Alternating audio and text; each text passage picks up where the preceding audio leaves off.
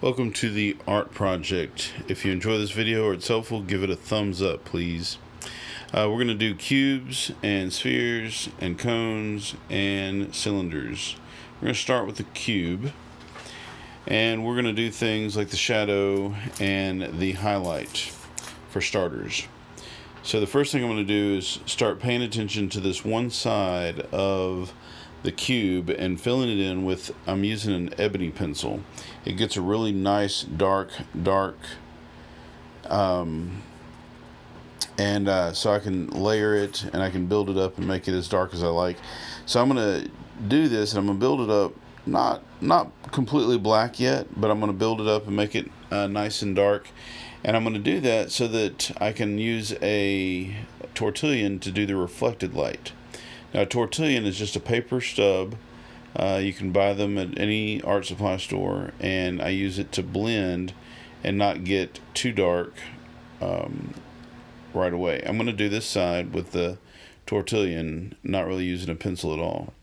The cast shadow is pretty dark, and I feel comfortable going ahead and making it as not black dark, because the space right underneath the box is darker, but pretty black, pretty dark.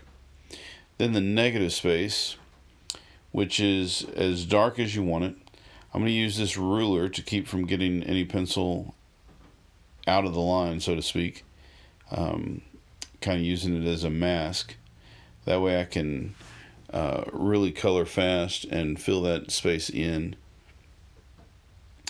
Now, right there to the right of the box, you can barely tell the difference between the box and the negative space, but that's okay because there's enough information on the rest of the box to clue you in. Your brain picks up on that and understands that there's a cube there.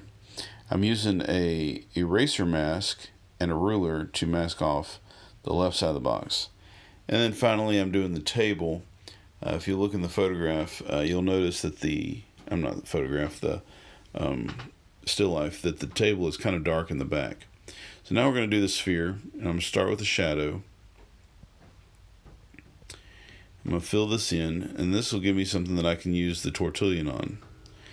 So now I'm going to do the reflected light using the tortillon. Just drag some of that ebony pencil down. Then I'm going to do the highlight, and obviously you don't put anything on the highlight. I'm using the tortillon to fill in close to the highlight. I'm going to use a little more ebony pencil on the core shadow. And then I'm going to use the ebony pencil on the cast shadow.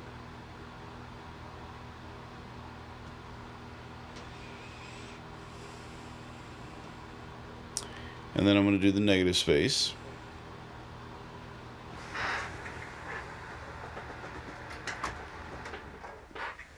Again, using my ruler as a mask to keep from getting out of the line. And then I'm going to do the table using the tortillon to bring some of the ebony pencil down onto the table. This also helps to bring out the top of the sphere. So I'm not going to label everything the way I did with the cube and the sphere for the next two forms, but you'll get the idea. I do the shadow first, and specifically the core shadow. Then I use the tortillon to spread it out. And one of the things to keep in mind as I'm doing this is that the key to drawing really good is observation. The difference between someone who can draw and someone who can't is their ability to observe some of the very fine nuances, very subtle nuances of the shadow and the highlight. And so I did the negative space, and now I'm drawing some of the ebony pencil down to do the table. The table is not, well, actually everything in my still life is white, but from the table, the white of the paper on the table, the white of the cylinder, the white of the dry erase board behind it, but nothing comes across as completely white except for the tops where the direct light is hitting it. I had a spotlight up in the top left pointing down at the shapes.